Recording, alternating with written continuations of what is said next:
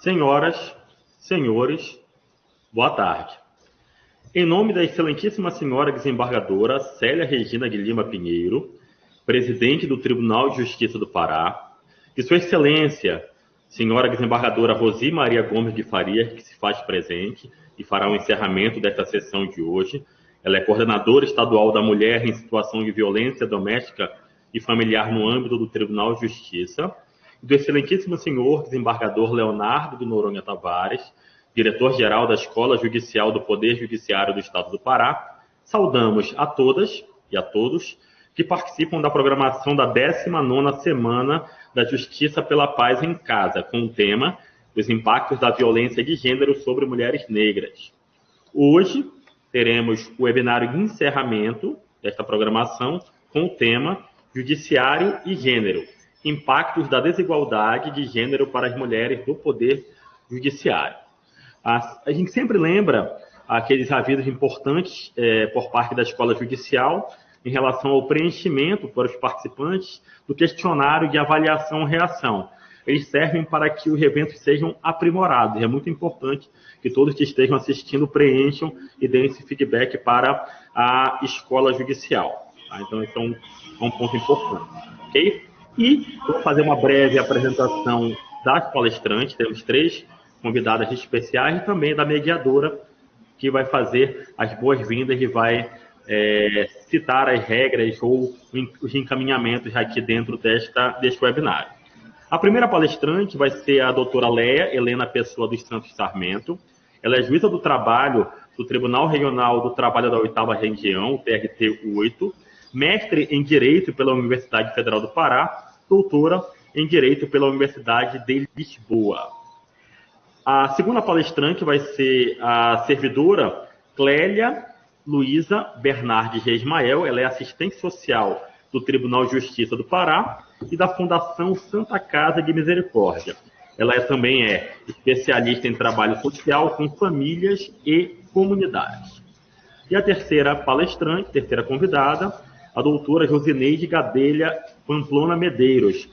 Ela é juíza de Direito do Tribunal de Justiça do Pará, atualmente da 2ª Vara de Família da Comarca de Belém, também atua no Sejusc da Universidade Federal do Pará, integra vários grupos de trabalho, é mestre em Direito pela UFPA, doutoranda em Sociedade, Natureza e Desenvolvimento na área de Ciências Ambientais pela Universidade Federal do Oeste do Pará, a UFOPA.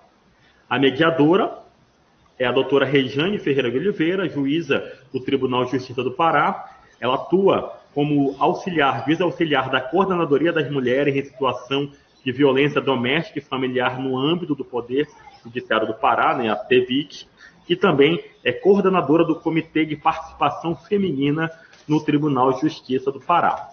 A doutora Rejane fará uso da palavra, vai dar as boas-vindas às palestrantes convidadas e também vai falar a respeito da estrutura deste webinário. Um ótimo evento a todas e a todos. Muito obrigada, Rodolfo. Boa tarde a todas e todos. É um prazer enorme receber aqui colegas muito queridas, amigas. Boa tarde, desembargadora Rosi, nossa coordenadora da CEVID. Prazer, a senhora está nos honrando aqui com a sua presença. Rodolfo já apresentou as convidadas, então eu não vou, convidadas e palestrantes, eu não vou fazer novamente essa apresentação. Quero apenas fazer a autodescrição para pessoas que, por alguma razão, não possam me ver. Eu sou uma mulher de pele branca, estou vestindo uma blusa de mangas na cor mostarda, cor de mostarda. Estou usando óculos de grau com armação marrom. Tenho cabelos ondulados, cacheados, na cor castanho escuro. Nós vamos abrir a nossa conversa aqui, vamos chamar assim de conversa, com a doutora Léa, que é coordenadora do Comitê de Participação Feminina do Tribunal Regional do Trabalho, da 8ª Região, e em seguida nós passaremos para as demais convidadas. Nós acertamos aqui de cada uma falar inicialmente 15 minutos, e depois a gente abre para o debate, para uma conversa, e ao final nós 5 a 10 minutos para cada uma fazer as suas considerações finais. O tema da nossa conversa, nesse webinário, é Judiciário e Gênero, os impactos da desigualdade de gênero para mulheres do Poder Judiciário.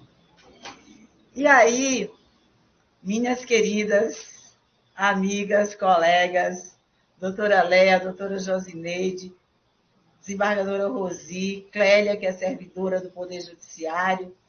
As pessoas, quando a gente fala da desigualdade no Poder Judiciário, dizem assim, mas como desigualdade no Poder Judiciário? Por que falar de desigualdade no Poder Judiciário se todo mundo entra pela mesma porta que é o concurso público? Isso não é igualdade? E aí, nós vamos dizer por que é necessário debates como esses, que nós estamos travando aqui, que a gente vem travando nas associações de magistrados e magistradas. Aliás, esse debate, é bom que se diga, ele iniciou nas associações de classe, e especialmente na JUF. Posteriormente, a ANAMATRA também começou a fazer os encontros para discutir a questão da mulher no Poder Judiciário. A AMB criou inicialmente, não era uma secretaria, mas aí depois passou a ser uma secretaria da mulher na AMB. E esse debate nas associações de classe, ele foi criando corpo e, através de uma pesquisa que foi feita pela JUF, o CNJ também, diante daqueles dados, resolveu fazer um diagnóstico da participação feminina no Poder Judiciário. E o CNJ, quando fez esse diagnóstico, constatou que havia realmente uma assimetria de gênero no Poder Judiciário. E, exatamente por identificar, e aí o diagnóstico nos mostrou o seguinte, que a magistratura é masculina, branca e heterossexual. Então, hoje, nós temos uma resolução, que é a Resolução 255 do CNJ, que é a constatação da identificação dessa desigualdade de gênero, mas temos também, o CNJ também tem hoje um grupo, e já tem uma resolução também, para a questão da igualdade racial, para discutir a desigualdade racial dentro do Poder Judiciário. Por que é importante discutir isso? Porque representatividade é muito importante. Então, nós mulheres, somos a maioria da sociedade. Maioria da população. E por que nos espaços de poder nós ainda somos tão poucas? Inclusive no Poder Judiciário. O STF, se eu não estou enganada, já teve 168, 169 ministros, mas apenas 3 ministras. a primeira ministra só ingressou no STF no ano 2000. E em 2021, nós temos somente 2 mulheres no STF. No STJ, dos 33 cargos do STJ, apenas 6 são mulheres, representa 18%. 18%. Que é o mesmo percentual do STF, porque no STF são 11 cargos, 2 mulheres, dá 18% também. E se a gente vai para o Poder Legislativo, a diferença também é muito grande, é gritante. No Senado, acho que é 15%, na Câmara Federal 3%, na Assembleia Legislativa aqui do Pará, nessa última eleição, dobrou-se a bancada feminina e se tem 20% de mulheres. Então, existe sim uma desigualdade de gênero. Mas aí também eu quero colocar aqui para vocês, para a gente discutir essa questão da representatividade das mulheres se verem representadas dentro desse espaço de poder, que é o poder judiciário, mas também dos impactos dessa desigualdade na vida das mulheres, porque nós sabemos que mulheres têm, devido toda a educação, devido toda a cultura patriarcal, ainda cabe à mulher determinados papéis e que leva as mulheres a ter uma dupla jornada, às vezes até uma tripla jornada, e porque é dado às mulheres esse papel de cuidadora, o lugar de cuidado da família, de filhos, da casa. Então, como isso vem impactar na vida das magistradas, na carreira das magistradas e das servidoras também? Como essa desigualdade, esses marcadores que discriminam, que acabam por discriminar o gênero mulher, impacta na sua carreira.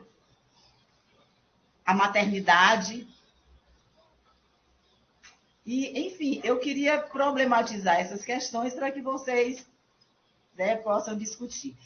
E eu quero também, como essa questão da importância de ter mais mulheres, mas também como essas mulheres atuam quando elas estão nesse espaço de poder.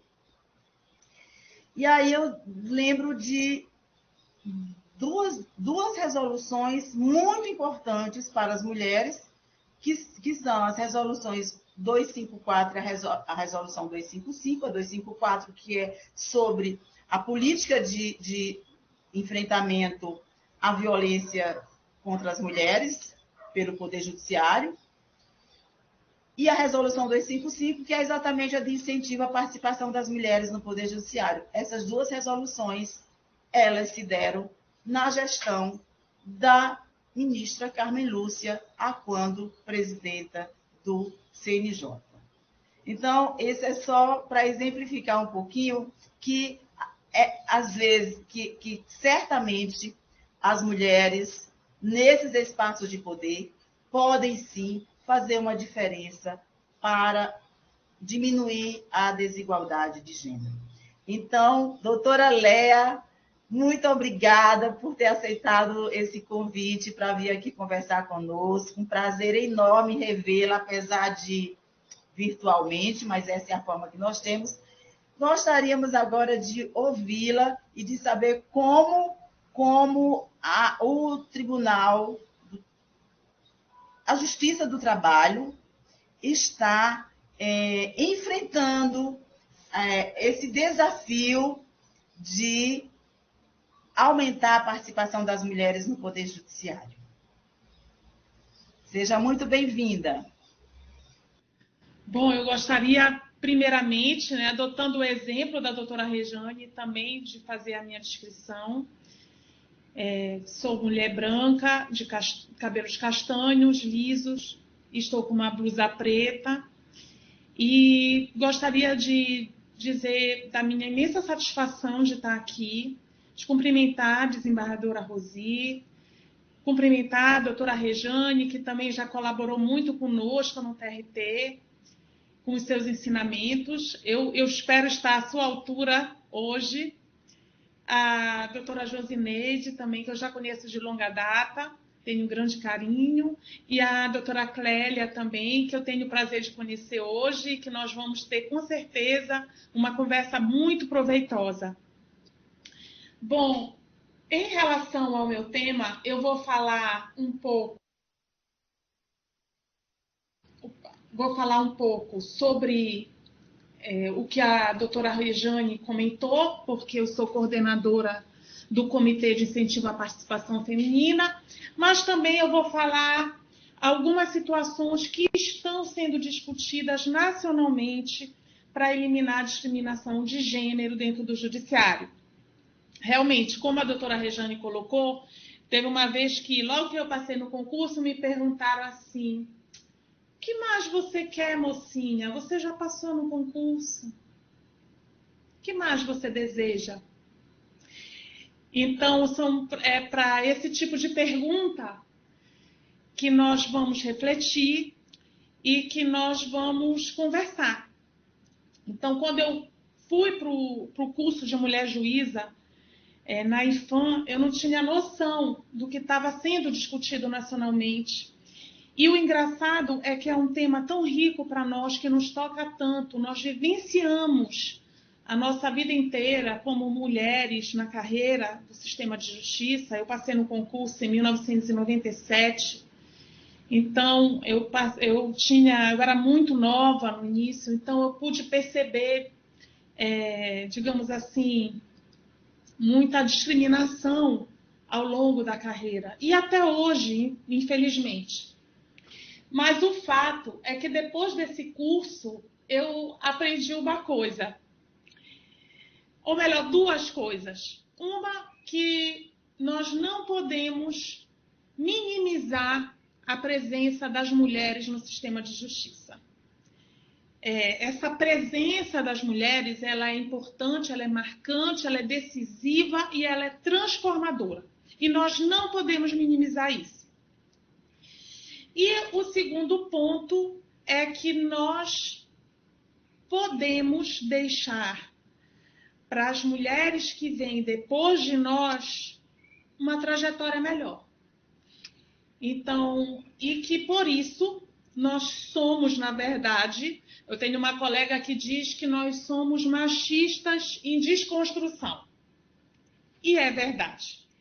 Então, quando eu digo que nós devemos trazer uma realidade diferente, seja para juízas, seja para servidoras, é justamente porque nós estamos no momento oportuno. O judiciário, quando ele adotou a Agenda 2030 da ONU, que podia não parecer nada, mas é muita coisa, porque a partir da adoção dessa agenda, que tem um planejamento para o mundo, e uma agenda que critica não só a discriminação de gênero, mas ela quer mais, ela quer uma agenda que quer uma instituição forte. A instituição Poder Judiciário tem que ser forte. Então, a partir disso, nós podemos perceber que o judiciário está olhando para dentro de si e está dizendo que o discurso dele perante a sociedade não pode ser diferente do que ele vivencia na prática. Então, a presença feminina, sim, é importante, até para demonstrar a legitimidade democrática da sociedade. A sociedade, que é composta por mulheres, como bem disse a doutora Rejane, muitas mulheres, a maioria, ela tem que também se sentir representada por um judiciário. E o judiciário é um poder que foi tradicionalmente masculino, um poder sempre comandado pelos homens. Então, a presença feminina no judiciário, ela é muito inovadora e muito importante. Daí o nosso desafio. Então, por exemplo, eu coloco aqui, por exemplo, a Justiça do Trabalho, na última estatística, é a justiça mais feminina que tem. Nós temos em torno de 53% de mulheres. Depois, em seguida, vem a Justiça dos Estados, é em torno de 35% ou 36%. Depois vem a Justiça Federal, que eu não me lembro bem o percentual, mas a justiça menos feminina é a Justiça Militar. Tudo bem, nós vencemos um desafio. Nós conseguimos colocar mulheres no judiciário, seja como servidoras, seja como juízes. Mas isso também não é o suficiente. As mulheres, elas têm que, além de estarem presentes, elas têm que ocupar lugar de liderança. Por exemplo, no meu tribunal, pelo menos, a nossa administração é composta por 3 mulheres. O Tribunal de Justiça, a presidente é mulher. Então, nós estamos aqui conversando com mulheres. Então, nós podemos perceber que, embora não tenhamos chegado ao desejável, nós já ocupamos alguns espaços de liderança. Mas eu acho que o maior desafio que nós temos, além de tudo isso, além de todo esse percurso, é introduzir uma pauta feminina. É realmente pensar em políticas que possam transformar a vida das mulheres no sistema de justiça, eliminando a discriminação de gênero. Por que eu coloco isso? Porque, por exemplo, quando a gente tem uma frase que diz, eu acho que é da Chimamanda, que fala o seguinte, que quanto mais alto nós chegamos, menos mulheres encontramos. É como se as mulheres tivessem um teto de vidro, como é falado, que tivesse algo invisível que nos impossibilita de ascender, que nos impossibilita de crescer. E é muito importante identificar o que é esse teto de vidro, o que está limitando as mulheres, não só para alcançar postos mais altos na magistratura ou na gestão pública, como no caso das servidoras, e, além disso, o que está impedindo de introduzir uma pauta feminina. Uma coisa que eu fiquei muito impressionada é que eu estava uma vez numa reunião nacional da Anamatra Mulheres, e nós estávamos pensando em políticas para serem propostas para melhorar a nossa vida. E uma das políticas que eu fiz a proposta seria alterar as metas. As mulheres não poderiam ser, as mulheres não podem ser impostas as mesmas metas que os homens. E o que eu fiquei impressionada é que isso causou um alvoroço enorme. Muitas colegas, eu estava pela região norte, muitas colegas, na verdade não passou essa minha proposta na comissão, não passou, e a mesma proposta foi feita pelo pessoal do Rio Grande do Sul. E quando foi no pessoal do Rio Grande do Sul, essa mesma proposta foi aceita. Então, assim, quando eu digo que nós somos machistas em desconstrução, é porque nós temos que vencer essas barreiras mesmo, inclusive dentro de nós. Por exemplo, quando a gente pensa, às vezes a gente chega e diz assim, poxa, eu passei por isso, eu superei, eu cheguei até aqui, por que ela não pode passar? E eu acho que a gente tem que começar a mudar essa mentalidade, realmente. Graças a Deus, hoje, por exemplo, eu já estou na capital, eu já passei por 12 anos no interior, já vivenciei muitas situações, mas não necessariamente aquela colega que está atrás de mim necessita vivenciar as mesmas situações ruins que eu vivenciei. E isso é só uma reflexão. E eu gostaria aqui de colocar os questionamentos que eu faço para a gente pensar em propostas para a magistratura e para as servidoras, tá? Para as mulheres do sistema de justiça. Quão atraente pode ser a carreira da magistratura para as juízas? quais são as barreiras enfrentadas pelas mulheres juízas na carreira, tanto substituta como titular. Será que nós não temos que estar atentos para os desenhos organizacionais e institucionais vigentes que prejudicam a ascensão da mulher na carreira? Quais são as dificuldades? Será que as dificuldades das mulheres na carreira são as mesmas dificuldades enfrentadas pelos homens? E o que nós podemos fazer para minimizar isso? Então, eu não pretendo dar todas essas respostas, nem tenho essa pretensão, mas eu acho que nós devemos começar a refletir sobre elas. Então, o que nós fizemos na Justiça do Trabalho? Pelo comitê, nós fizemos um questionário direcionado a juízes, juízas, servidores e servidoras. E a partir deste questionário, nós fizemos várias perguntas abertas, onde foram colocadas experiências e também foram colocadas situações para que as pessoas, aquelas pessoas atingidas, o nosso público-alvo, pudesse apontar quais seriam as propostas viáveis para minimizar essa questão da carreira.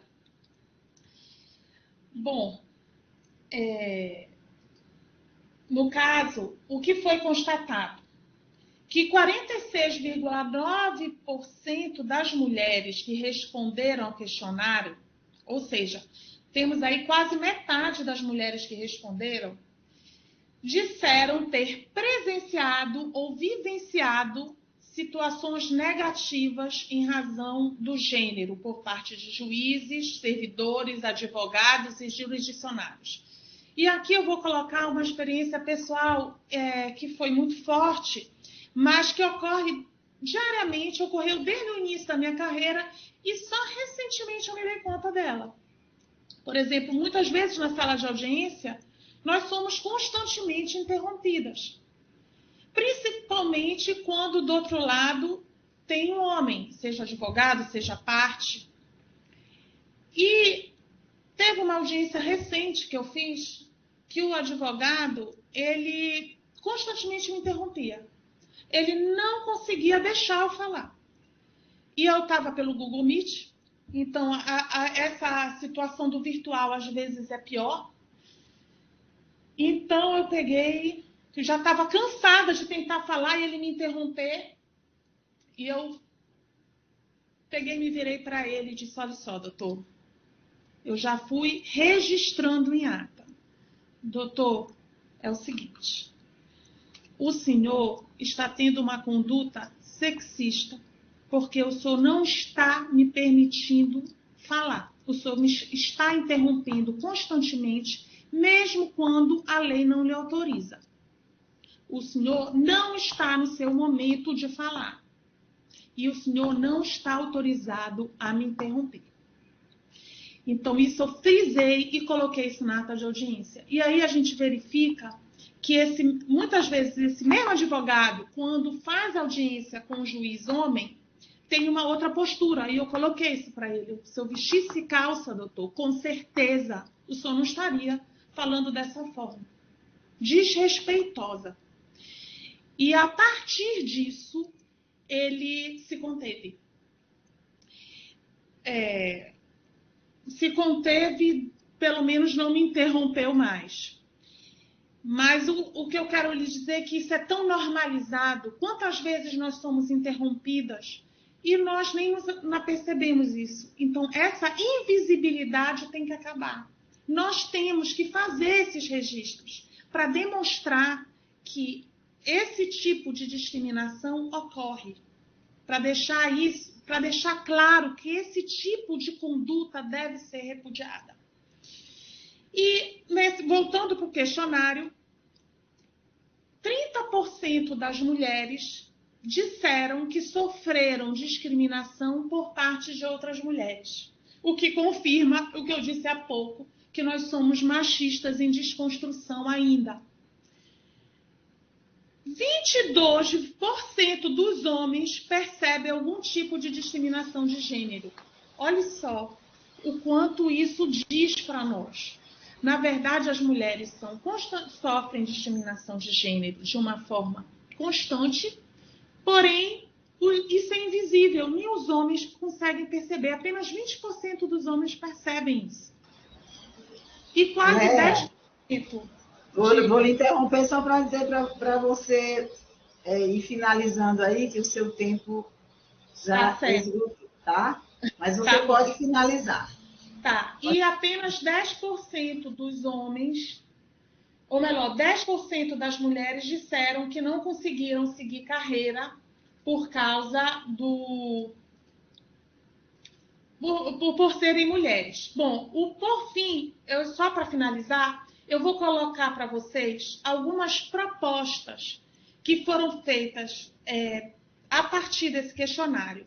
Então, foi muito questionado a questão da maternidade, de ter um apoio maior na maternidade, um apoio maior no período da amamentação, e muito foi solicitado em relação ao teletrabalho. Então, o que nós conseguimos a partir de agora, tá? O teletrabalho, ele foi finalmente regulamentado pelo CNJ, e nós já temos um juiz e em vias de outra juíza de ter sido autorizado o teletrabalho para poder acompanhar pessoas da família que estão doentes ou com deficiência, e isso, digamos assim, é um avanço, porque isso é um avanço porque possibilitou, inclusive, uma colega nossa de ser promovida. Ela estava estagnada na carreira como substituta e não tinha coragem de aceitar a titularidade, justamente porque tinha que ir para o interior e ela tinha filhos que precisavam de ajuda. Então, nesse caso, essa resolução do CNJ, salvo engano, é a 343, ela veio abordar essa situação e isso possibilitou, digamos, uma outra dimensão. E um outro ponto que está também sendo proposto pelas juízas, no último encontro que teve da Magistratura do Trabalho, é justamente possibilitar que as mulheres que estejam grávidas e até 18 meses depois do parto, amamentando seus filhos, também fiquem em teletrabalho e não vão para o interior. E a outra proposta que foi feita é um período anterior ao parto, que nós ainda não definimos qual seria, a juíza não fizesse audiências de instrução para não entrar de licença maternidade ainda com sentenças pendentes. E, por fim, o que tentamos discutir bastante foi em relação à saída das mulheres para cursos de pós-graduação, para qualificação. Então, nós estamos pensando em permitir, não foi nada ainda concretizado, mas a gente está pensando, sem desconsiderar a antiguidade, quando houver um empate, também sair pelo desempate, utilizando esse critério de gênero de forma alternada, uma vez um homem e outra vez a mulher, ou então que fossem direcionadas, se temos 10 vagas, 6 vagas para pós-graduação, que metade sejam direcionadas aos homens e metade sejam direcionadas às mulheres. Mas o certo é que a grande maioria, na verdade, eu acho que a grande mudança de áreas é relacionada à possibilidade do teletrabalho, para as mulheres poderem ascender na carreira. Bom, essas as minhas considerações, eu me coloco à disposição e, mais uma vez, eu agradeço o convite. Obrigada, Léa. Parabéns pelo trabalho que vocês estão fazendo na Matra Mulheres. Vocês estão trazendo contribuições muito valiosas para esse debate que está ocorrendo em toda a magistratura. Então, parabéns mesmo. Mas você falou aí dessa coisa de serem mulheres machistas em desconstrução. E que algumas mulheres, assim, porque eu passei por isso, por que elas não vão passar? Então, eu lembrei de um termo que se usa para identificar esse tipo de mulheres, né, que é o Queen Bee, né, a abelha rainha, que é aquela mulher que conseguiu romper o teto de vidro, conseguiu chegar obter sucesso na carreira, chegar a um alto posto, e que quando ela chega lá em cima, no topo de uma carreira, a percepção que ela tem de si, muitas vezes é uma percepção masculinizada, e que ela não se compromete em ajudar outras mulheres a também galgar esses postos.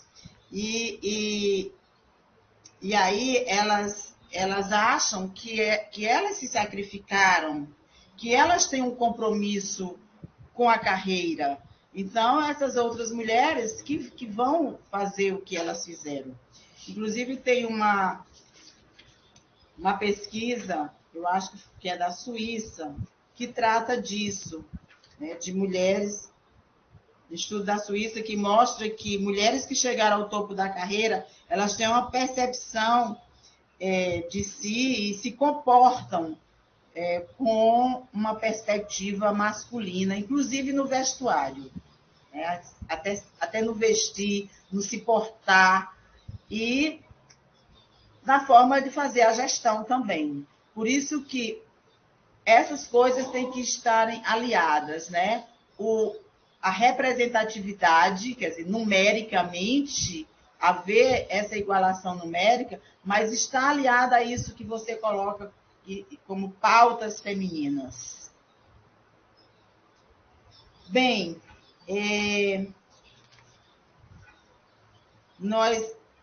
o CNJ também, ao receber tantas denúncias, tantas reclamações acerca de assédio, principalmente...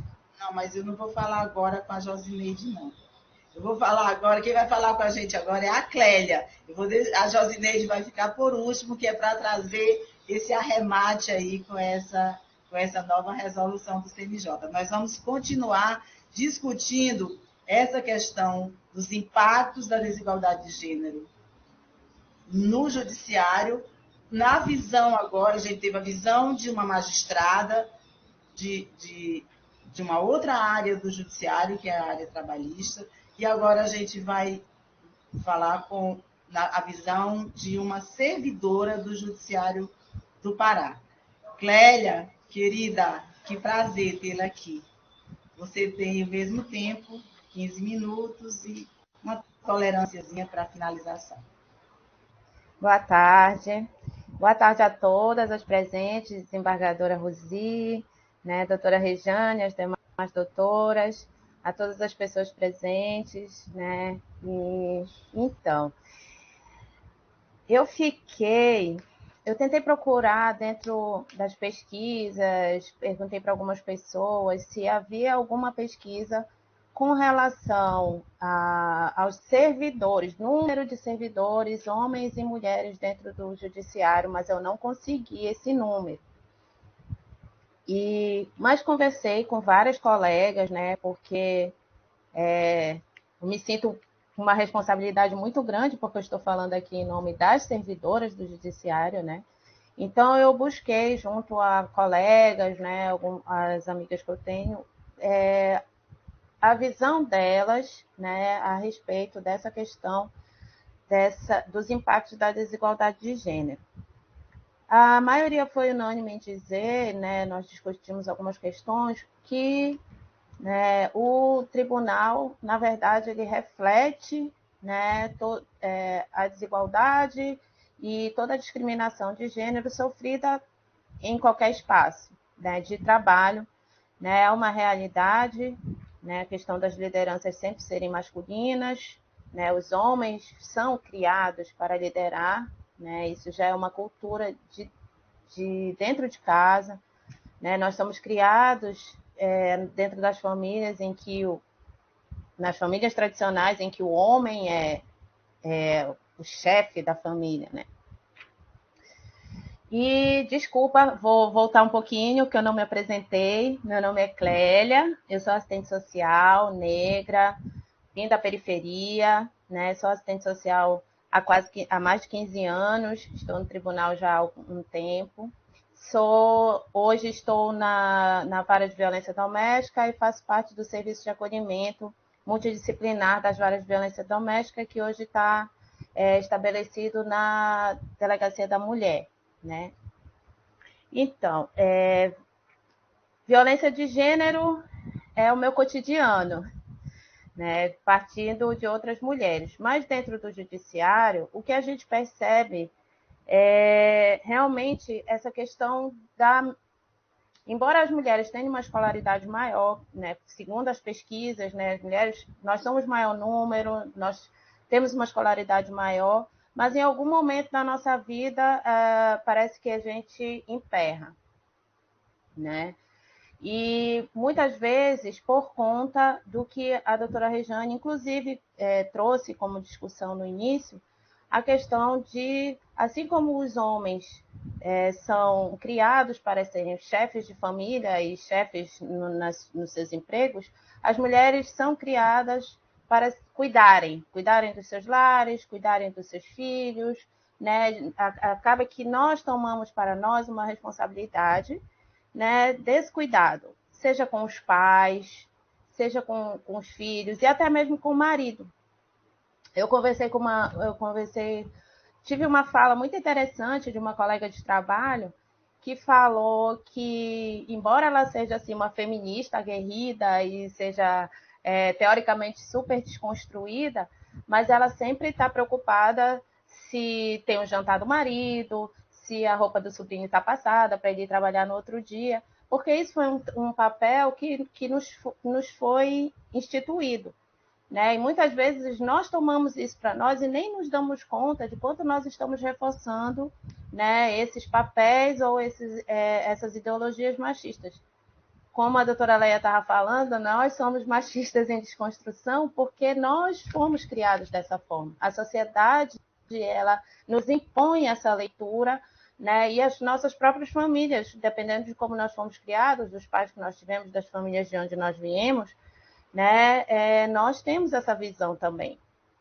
Então, muitas vezes, o que acontece dentro do tribunal e que, por exemplo, né, uma coisa que me foi trazida do que uma colega falou, que o tribunal precisa de parar no dia que é alusivo ao Dia Internacional da Mulher, no dia 8 de março. O Clélia, um minutinho. Estão falando que não estão lhe ouvindo bem. Certo. Mas eu não sei seu microfone. Se é no seu... Veja. Melhorou? Aqui no chat que estão falando. Para mim o som está ótimo, mas o pessoal do chat... Certo. Não sei. Melhorou? Será? Eu consigo ouvir bem também.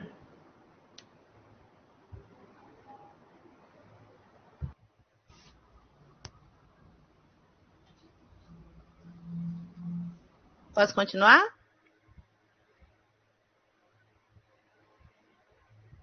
Não estou ouvindo, doutora. Doutora Regiane, está fechado o seu microfone. Pode continuar. Eu estou lhe ouvindo bem, o Rodolfo também. Eu não sei, alguém lá, as pessoas lá no chat, mas deve ser lá com ele. Certo. Mas, de qualquer forma, eu vou aproximar aqui um pouquinho o microfone.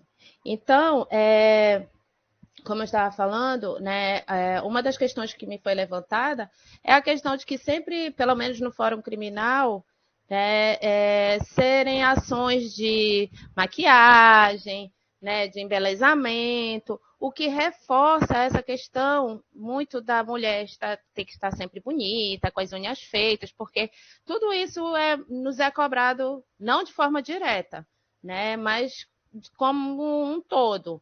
Né? A questão da roupa apropriada para ir trabalhar. Qual é a roupa apropriada para ir se trabalhar? Principalmente dentro do judiciário, as pessoas, né, têm uma visão, né, de que a gente tem que estar de terninho, de alguma função nesse tipo, que que vem de algum imaginário que a gente não sabe de onde é. Mas o judiciário, como ele é muito formal, né, machista, traz toda aquela visão do patriarcado, as pessoas entendem que todos que trabalham lá e que fazem parte do corpo do judiciário devam se vestir adequadamente.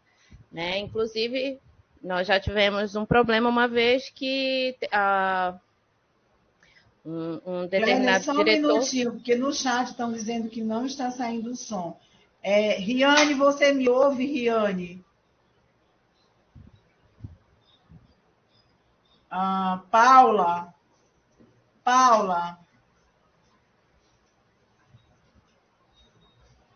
da Alverci. Oi, doutora Regiane. Oi, Paula. O pessoal no chat está reclamando que o áudio não está saindo. Aqui eu estou ouvindo, mas eu acho que ele está só para dentro da sala. A transmissão também aqui para a gente está bem também. Eu vou gravar um vídeo e vou lhe mandar pelo WhatsApp, mas tá bom? o público externo está dizendo que não está ouvindo, que não está saindo o som.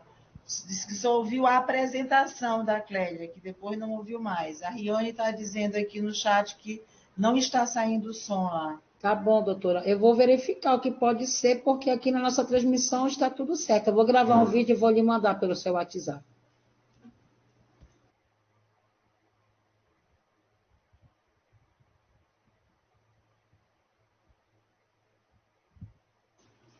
Doutora Clélia, continue, por favor, para me poder gravar o vídeo aqui na transmissão.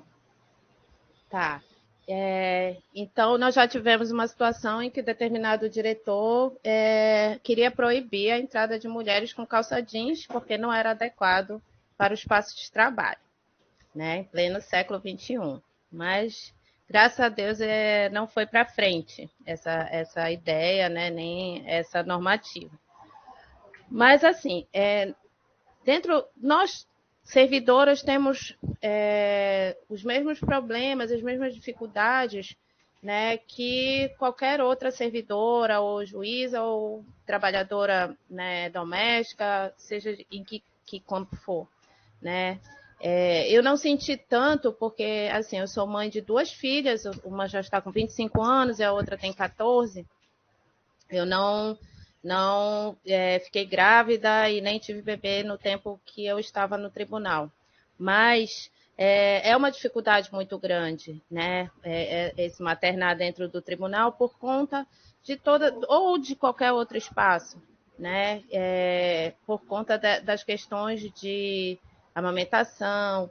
E às vezes a gente até atribui muito, né, pelas leituras que eu tive e pelos relatos que a gente vê das mulheres, que essa questão da ascensão também é dificultada, né, por mulheres mães, né, porque filha adoece, né, e a mãe tem que faltar. Doutora Clélia, desculpe interromper a sua palestra. Eu vou botar um intervalo aqui, eu vou verificar o que está acontecendo, tá bom?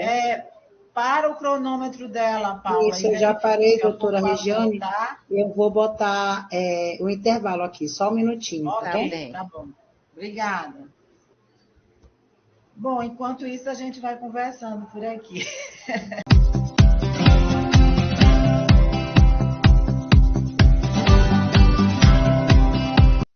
Normalizado, tá? Então, quem não conseguir escutar, faz uma atualização aí na tecla F5.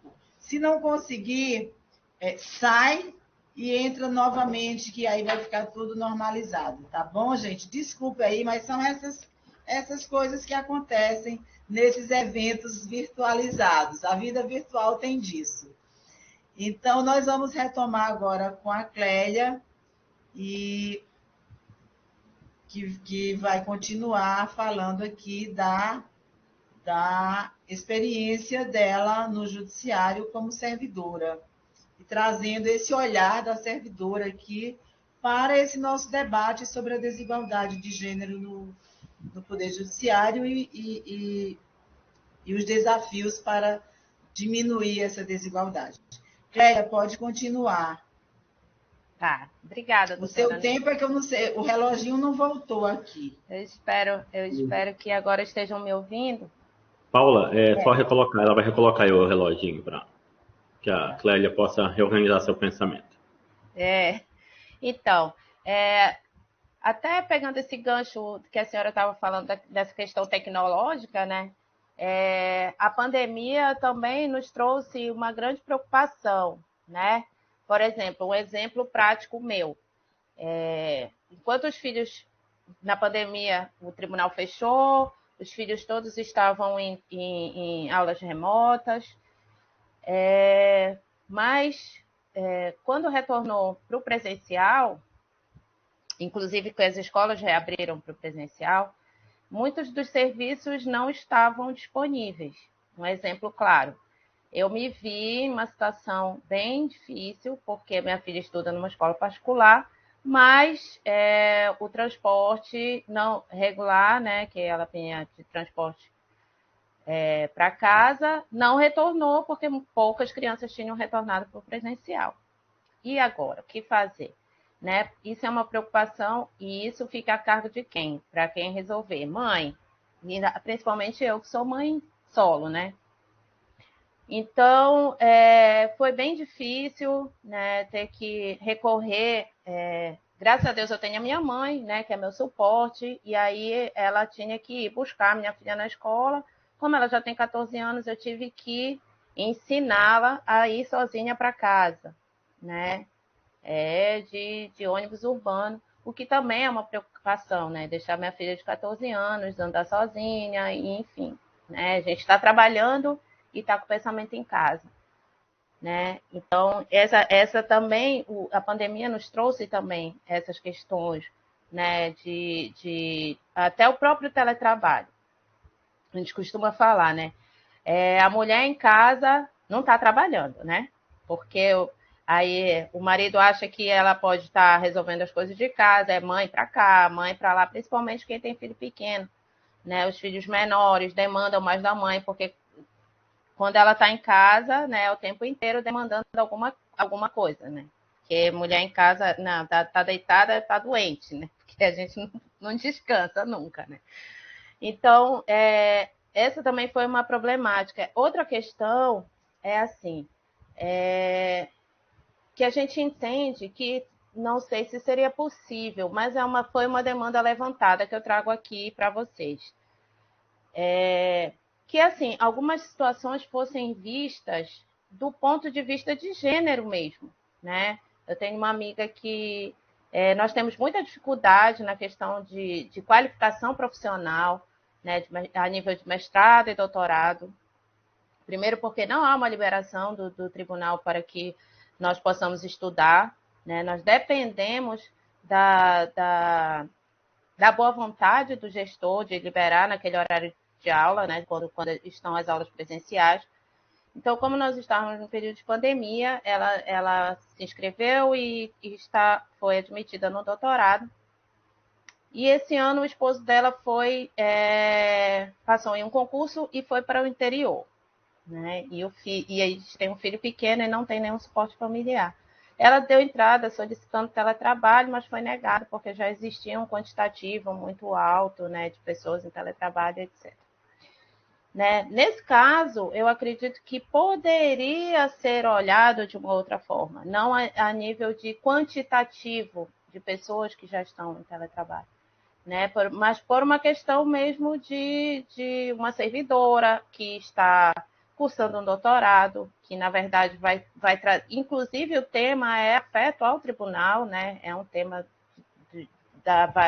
onde ela trabalha, né? E com todas essas questões pessoais. Mas é muito difícil quando a gente chega para um gestor ou chega, né, numa instância superior que as pessoas dizem assim, olha, eu não tenho nada a ver com seus problemas pessoais, né? Então, é bem difícil, né? Até porque, como eu falei, a gente é servidora, a gente é mãe, a gente é dona de casa, é esposa, tudo isso são papéis que a gente desempenha e que a nossa cabeça fica o tempo inteiro girando, mesmo que a gente tenha metas a cumprir, tenha relatórios a fazer, tenha pessoas a atender, mas a gente está atendendo aqui, está pensando se o filho já chegou em casa, se a diarista foi, se está tudo organizado, se está tudo bem, se o marido almoçou. Então, nós somos multipolvos, né? Nós somos multifunções porque a gente tem que dar conta de várias coisas. E ainda tem, né, os pais, por exemplo, minha mãe, qualquer coisa que demande na casa dela, eu tenho que resolver.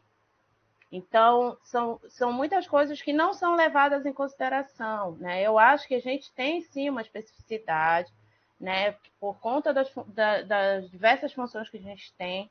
Não que nós tenhamos privilégios por ser mulher. Eu digo que, assim, um olhar diferenciado no caso de um pedido, como, assim, de um teletrabalho, né? Eu acho que poderia existir essa situação, né? Com relação a gente fala muito essa questão mesmo fala mais da questão da qualificação, né? Porque mobilidade mesmo na carreira, eu acho que diz muito respeito mais aos magistrados, né?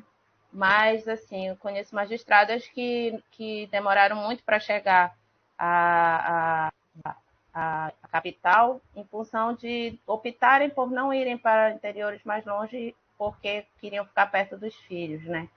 Então, a gente percebe muito essa questão da maternidade muito presente, né, nessas dificuldades, né, para que a gente desempenhe um papel ou que alcance cargos maiores dentro do judiciário ou em qualquer outro local que a gente vê. Eu fiz uma pesquisa rápida, assim, vendo em alguns outros espaços.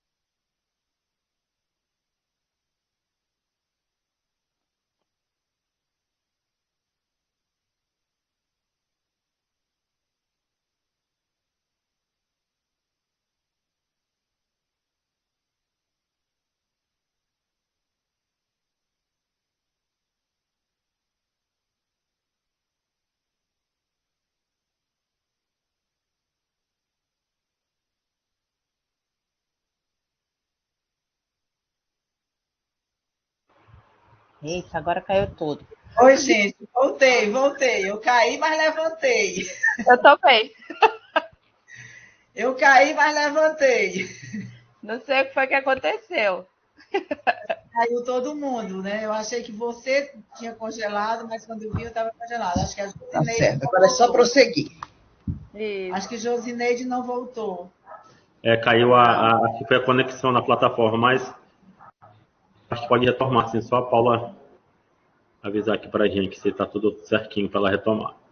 São os pequenos atropelos da tecnologia, mas vamos seguindo em frente porque olha, nem conteúdo está muito ia bom. dizer que é porque é em Belém do Pará e que chove. Olha, a Josi voltou. Porque outro dia eu estava num webinário, numa reunião, não era nem um webinário, uma reunião com colegas de vários estados, e o pessoal de São Paulo não estava conseguindo ficar nem 5 minutos, eles caíam o tempo todo. Então, não vamos dizer que é por causa do Pará, de Belém do Pará e da chuva do norte, não. Vamos Paula, lá. Pronto. tudo certo, Paulo, para a gente retomar? Já pode, Rodolfo, continuar? Tudo Só viu certo, Rodolfo. Estamos ao vivo até, inclusive. Perfeito. Tá bom, Clélia, pode retomar. Eu vou tentar concluir aqui rapidinho, né? Porque com essas idas e vindas e tudo, né? Então, assim, Eu retomando, né? Eu fiz uma pesquisa rápida hoje de manhã numa das escolas com os maiores conceitos aqui, né, em Belém do Pará, uma das tops de linha para aprovação do vestibular, e eu me deparei com um dado do quadro de professores de ensino médio e pré-vestibular de 6 mulheres e 51 homens, né? Isso reflete muito de que as mulheres hoje no mercado de trabalho, elas são maioria como trabalhadoras domésticas e professoras de ensino fundamental, que é onde ganha menos, né? Isso é um reflexo da nossa sociedade, de como, né, as pessoas nos veem, né? Então, eu acho que, assim, dentro do Tribunal de Justiça, o que poderia mudar e que a gente ainda vê muito, e aí que a gente vê muito é falta das próprias mulheres. Eu acho que a gente precisa discutir bem mais isso dentro do tribunal, porque muitas das vezes o que a gente vê é falta de empatia e sororidade entre nós, mulheres, né? Então, eu acho que é um tema, e como a doutora Leia bem falou, e isso ficou bem presente na minha cabeça, essa questão da desconstrução mesmo do machismo. Quando a gente fala em desconstrução do machismo, não é só desconstruir o machismo do sexo masculino, é nosso, né? Nós, mulheres, despirmos essa visão machista que nós temos de nós mesmos, né? Eu fico muito triste quando eu vejo essa falta de empatia de uma mulher para com outra, né? Porque nós já temos muitos dedos apontados para nós, né? Então, a gente não precisa de uma colega que muitas vezes também que é vítima de violência, que também é vítima, né, das mesmas situações que nós vivenciamos, mas que muitas vezes não se vê nessa posição, né, e apontando o dedo para colegas, e enfim, né? Eu acho que, como nós somos não uma minoria, que nós somos a maioria, né? Nós temos que nos apoiar e contar também. Foi muito interessante isso que a doutora Regina estava falando com relação esqueci o nome, a abelha rainha lá, que fura o teto. Porque muitas vezes a gente não vê essa compreensão, né, das pessoas que estão na administração, né, que estão na gestão, de ter esse cuidado e esse olhar, né, com a pessoa. Eu acho que o servidor, ele não tem que ser visto só como um servidor, mais um, né? Eu acho que tem que ser visto dentro das suas especificidades, das suas necessidades, até porque, né, o tribunal ele é um corpo, né? Então o servidor faz parte desse corpo também, né? Então, dentro da minha área específica, a grande maioria é de mulheres, né? Mas por conta do meu curso, né? O multidisciplinar do tribunal, ele é composto mais de mulheres do que por homens, mas porque é um corpo, né, de assistentes sociais, psicólogas e pedagogos que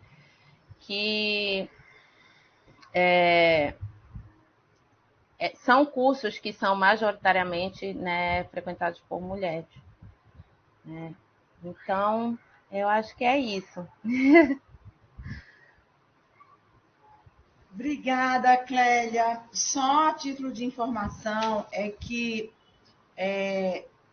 pelo menos no judiciário paraense, nós temos maior número de servidoras do que de servidores, e também nos cargos de chefia.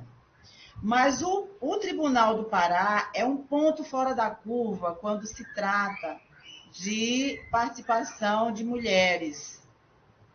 Nós somos o tribunal em segundo grau com o maior número de mulheres, inclusive tem mais mulheres do que homens. Nós temos mais de 50% de mulheres. Que bom. Né? Nós temos, no primeiro grau, nós não temos a maioria de mulheres, mas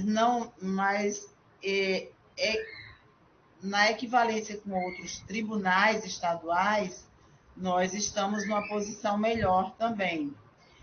E com relação a cargos de chefia, também nós temos um número bem representativo de mulheres em cargos de chefia no nosso tribunal.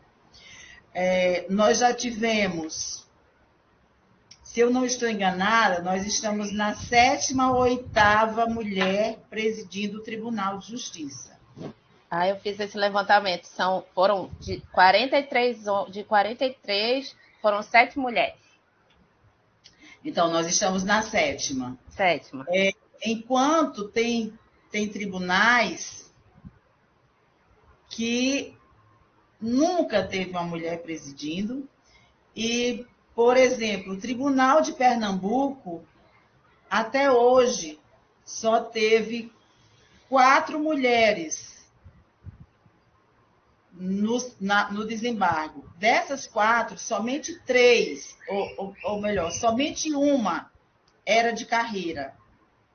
As outras 3 vieram pelo 5º da OAB. E, atualmente, só tem uma desembargadora e é do 5º da OAB. Então, isso mostra... por isso que eu digo que o Tribunal do Pará ele está...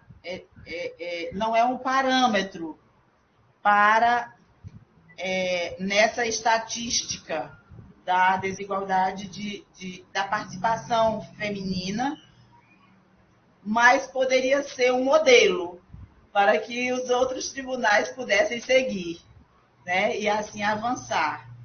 Então, agora, obrigada, Clélia, mais uma vez, por trazer o olhar das servidoras, mas eu acho que nós temos, dentro do nosso comitê, nós temos servidoras, temos 5 servidoras no nosso comitê, 4 ou 5 servidoras. Mas eu acho importante que vocês discutam também nas suas associações, vocês discutam dentro das associações como melhorar essas propostas que você traz aí e trazer para o comitê. Vocês discutirem e trazerem para o comitê para que a gente possa formular uma política e apresentar para o tribunal. Bem, nós vamos agora ter o prazer de ouvir uma querida amiga, colega, doutora Josineide Pamplona, já foi apresentada, e aí nós quisemos colocar a Josineide nessa roda, porque ela está na comissão de prevenção, né, e enfrentamento ao assédio moral e sexual dentro do Tribunal de Justiça aqui do Pará, que também isso foi uma outra política instituída pelo CNJ através da Resolução 351. E assim, por que tem uma resolução? Por que é necessário uma resolução para tratar de prevenção a assédio moral e sexual dentro do Poder Judiciário? Aí se diz assim, mas o Poder Judiciário, onde que é o lugar de garantir direitos, existe a necessidade disso? Se o CNJ instituiu uma política, e aí vem, como a Léa falou lá quando ela se manifestou, que ela falou do judiciário encampar e se integrar à agenda do 2030 da ONU, essa resolução 351, ela vem também nesse sentido, né?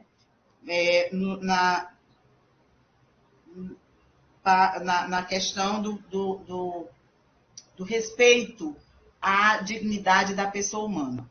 Então, tem muitas reclamações, tanto de assédio moral como de assédio sexual, dentro do Poder Judiciário, e para que se previna, para que se enfrente um determinado problema, é preciso conhecer esse problema e reconhecer a existência desse problema. E o CNJ reconheceu que ele existe e que é preciso enfrentar. Então, foram criadas essas comissões para essa questão. E como no assédio, tanto no assédio moral quanto no assédio sexual, a maioria das vítimas são mulheres e portanto, há um forte viés de gênero nessas questões. Nós temos que ter esse diálogo dessas comissões, desses comitês, dessa política do judiciário, tanto da participação feminina como da prevenção de assédio. Por isso, nada melhor do que trazer a nossa querida Josineide aqui para trocarmos essas figurinhas e ver como é que a gente pode caminhar para enfrentar esses desafios e romper essas barreiras que tanto nos limitam ainda. Josineide, um grande prazer, seja muito bem-vinda, muito obrigada. Eu sei que você está cheia de coisas, mas muito obrigada por dedicar esse tempinho aqui com a gente. Boa noite a todos e a todas. É um prazer, a satisfação, a honra é minha de receber o convite da minha colega Rejane para estar aqui. A Rejane, que tem um protagonismo na defesa dos direitos das mulheres e tem honrado o nosso tribunal com diversas iniciativas. Então, eu estou aqui na condição de aprendiz, realmente, dessas perspectivas de gênero que, para mim, realmente são muito importantes. Então, eu começo valorizando a iniciativa da construção, da oferta desse evento, no encerramento da semana, da 19ª semana pela Justiça, da Justiça pela Paz em Casa. Eu gostaria de saudar a todos os membros da CEVID, na pessoa da desembargadora Rosi, saudar as minhas colegas, juíza Leia Sarmento, por estar aqui hoje, representando o TRT 8, é o segundo evento que nós estamos ladeando aqui durante essa semana. Uma saudação especial para a assistente social Clélia. Clélia, muito feliz em ter uma servidora negra integrando uma roda de conversa com juízas e trazendo a sua visão como servidora, como assistente social, fora dessa caixinha do estritamente jurídico, do direito, e assim, sinto muito as interrupções da transmissão durante a sua fala e valorizo a sua capacidade de se manter inteira e concluir o seu pensamento, durante esse evento aqui, apesar dessas interrupções que fazem parte do Quem Sabe Faz ao Vivo.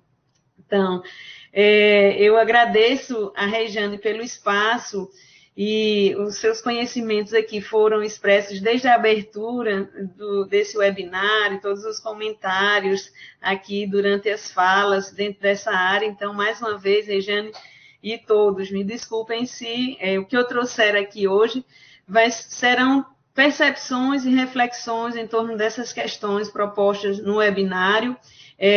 Vou tentar fazer uma fala um pouco mais abrangente e tratar das questões relacionadas, posso tratar das questões relacionadas ao assédio e as comissões de prevenção e enfrentamento ao assédio na parte das perguntas, tendo em vista que durante essa semana nós participamos de um webinário temático sobre isso, para que a gente não se torne aqui um pouco repetitivo, mas que a gente possa realmente alcançar os objetivos aí propostos pelo evento e propostos e de interesse do público-alvo, a quem eu saúdo, todos, sejam os membros do judiciário, as magistradas, servidoras, quanto o público externo que nos assiste e nos acompanha. Eu gostaria rapidamente de tentar compartilhar a minha tela, porque eu trouxe para facilitar a nossa visão aqui. Se vocês conseguem ver o meu compartilhamento de tela?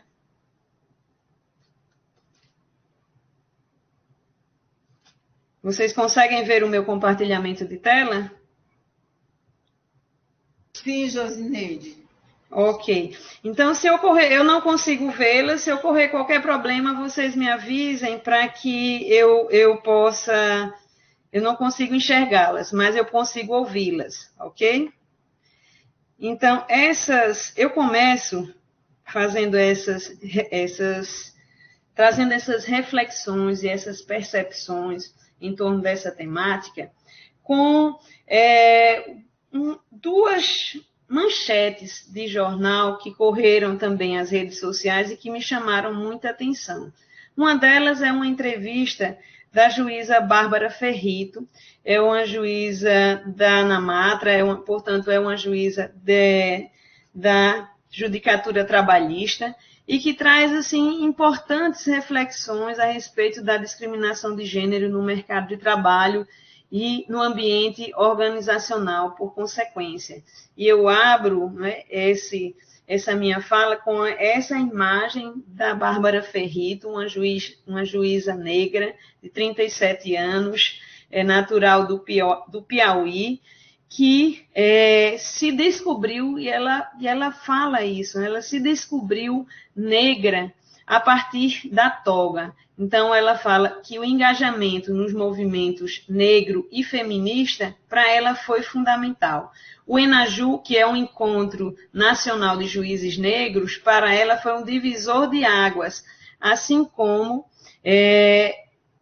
o mestrado. Então, ela se coloca como pertencente a essa condição de mulher negra e de ocupante de um espaço de poder diferenciado e com as suas características próprias a partir desse engajamento no ENAJU e essa ascensão e essa ampliação das suas percepções, né, conceituais e suas visões de mundo a partir do mestrado. E trago também uma outra manchete de jornal que também ganhou as redes sociais, a entrevista da juíza Dayana Moreira Guimarães, que é uma juíza de Goiás, que aos 39 anos, depois de 16 anos de exercício da carreira de magistrada, pediu exoneração. E a justificativa dela, ela faz um relato muito otimista, e aqui eu não quero em nenhum ponto trazer qualquer tipo de crítica ou deixar de acolher e de valorizar a coragem, a iniciativa e tudo aquilo que motivou essa opção, essa escolha, mas eu quero também, a partir dos seus relatos, dos relatos que justificaram seu pedido de exoneração, trazer algumas reflexões para o nosso debate. Segundo ela, na sua entrevista após esse pedido de exoneração, ela estava encerrando um período de férias e precisava reassumir a sua jurisdição e estava assoberbada com as questões do serviço, do cuidado da sua casa e das suas crianças, e se viu nessa tensão em compatibilizar as exigências do cargo com as exigências da família, fazendo essa opção por abrir mão do seu cargo para assegurar o seu pertencimento e a sua prioridade a esse espaço do lar e a esse espaço do cuidado às suas famílias. E aí, a partir das percepções, né, dessas duas magistradas, da Bárbara Ferrito e da Dayane Moreira, né, eu gostaria de trazer para nós assim, essa reflexão, né, como os fatores de vulnerabilidade feminina impactam especialmente as magistradas. E aí a gente visualiza uma dimensão cultural e estrutural da violência contra a mulher, e a violência cultural e a violência estrutural é aquela que dispensa, para a ocorrência, ela dispensa qualquer dolo, qualquer culpa, qualquer intenção, ela é reproduzida e ela é naturalizada nas nossas condutas, tanto por homens quanto por mulheres, e nós, no automático, no piloto automático, nós reproduzimos esse tipo de violência e, além de reproduzir, nós somos vitimizadas por esse tipo de violência sem perceber que estamos nesse lugar de vítima. Me chamou muita atenção quando eu estive num dos eventos da Semana pela Paz em Casa, em Salvador, do meu lado sentou uma juíza, uma senhora já de meia idade, e ela começou a conversar espontaneamente e disse que fazia 8 anos que atuava na área da violência doméstica, e foi ao atuar na área da violência doméstica que ela percebeu que ela, mesmo sendo juíza, empoderada, com uma situação financeira mais favorável do que a do seu cônjuge e com todas as possibilidades socioeconômicas e intelectuais, ela era vítima de violência doméstica. Então, foi somente a sua atuação como juíza numa vara especializada que a fez perceber, fez ter a percepção de que ela era também vitimizada, tão vitimizada quanto aquelas mulheres que ela atendia naquela vara, e foi essa atuação que a fez romper com esses ciclos da violência. Então, essa vivência, né, é para nós demonstrarmos como essa dimensão cultural e estrutural da violência contra a mulher está arraigada no nosso cotidiano e ela se reproduz nos nossos atos, nas nossas condutas e no modo de ser. E também gostaria de tematizar aqui as discriminações de gênero decorrentes das obrigações que são socialmente impostas pela mulher. Isso foi muito falado aqui, trazido aqui nas falas da Léa, nas falas da Clélia. Mas a Bárbara Ferrito, ela traz nesse ponto uma contribuição extra que eu particularmente, só recentemente pude perceber, pude me dar conta, que dentro dessas obrigações socialmente impostas às mulheres, os papéis de gênero nos usos do tempo são diferenciados. Então, há um controle social sobre o tempo das mulheres que necessitam atender às exigências do trabalho e as exigências da casa, do lar e dos filhos, elas impactam de uma forma direta nas suas carreiras e nas possibilidades de ascensão profissional. Então, dito isso, eu gostaria também de trazer aqui rapidamente o perfil sociodemográfico dos magistrados brasileiros, que é uma pesquisa levada a efeito pelo CNJ, pelo Departamento de Pesquisas Empíricas do CNJ. Os dados que eu trouxe são de 2018, esses dados foram atualizados em 2020, mas eu não tenho disponibilidade deles, então eu trago aqui, peço desculpas se trago alguns dados desatualizados, mas que eu sei que com a atualização talvez se confirme historicamente os dados que nós já temos levantados. Então, nesse perfil, eu fiz um recorte só de 3 dos questionamentos desse perfil, que são exatamente os questionamentos que envolvem as questões de gênero e as diferenças entre homens e mulheres. Então, nessa tela, que a gente observa que até 1990, 75% do ingresso na carreira da magistratura era destinado aos homens e apenas 25% dos cargos eram ocupados por mulheres. Então, da década de 90 até 2010, de 1991 até 2010, esse cenário muda e aí a gente tem 60% dos ingressantes nas carreiras da magistratura são homens e temos 40% mulheres. Então, isso mostra, se a gente trazer para a nossa realidade do Pará, isso é diferente, como a Regiane colocou aqui, nosso tribunal é fora da curva, porque essa proporção ela é mais equitativa entre homens e mulheres, mas esse é o dado geral da magistratura como um todo. E depois de 2011, há uma nova mudança, retomando-se um cenário mais favorável ao ingresso de homens, que representa 63% dos ingressantes, contra 37% de mulheres ingressando nas carreiras da magistratura. Nessa tela, a gente tem uma visão de ocupação na posição da carreira por homens e por mulheres. Então, nós temos no cargo de juiz substituto, vou fazer aqui primeiro menção a essa terceira coluna, No cargo de juiz substituto, ocupam esse cargo 56% de homens, 44% de mulheres.